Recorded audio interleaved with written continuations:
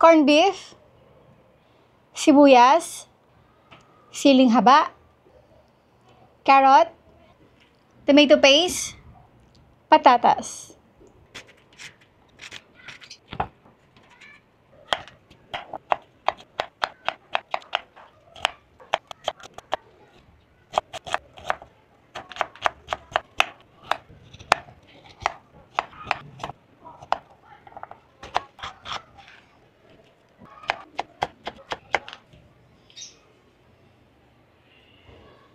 So, meron tayo ditong homemade chicken garlic. Uunahin lang muna natin gisa yung ating carrot. Mga 2 to 3 minutes kasi medyo matigas yung carrot.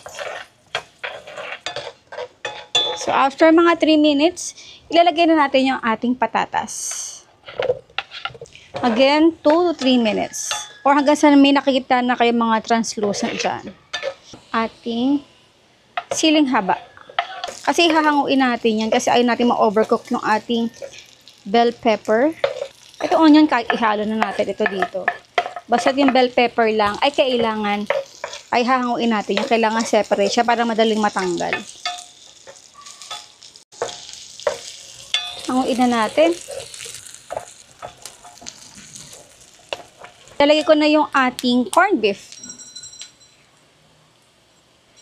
Dami to. Na 326 grams. Tomato paste, 70 grams.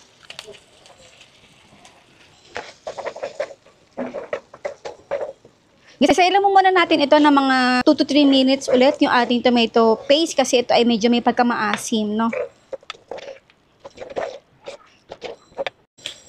Paminta, huwag kalimutan. Paprika. Beef cubes, pero kalahati lang.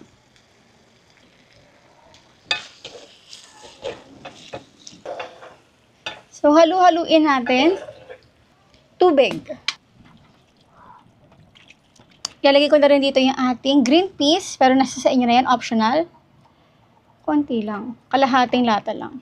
So, ito ay pakukulaan natin hanggang sa mag-absorb ng konti yung ating sauce na nilagay. Bango. Brown sugar. Tikman nyo na lang kung tama na sa inyong panlasa.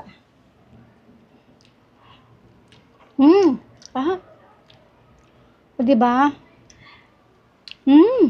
Sarap. Bell pepper.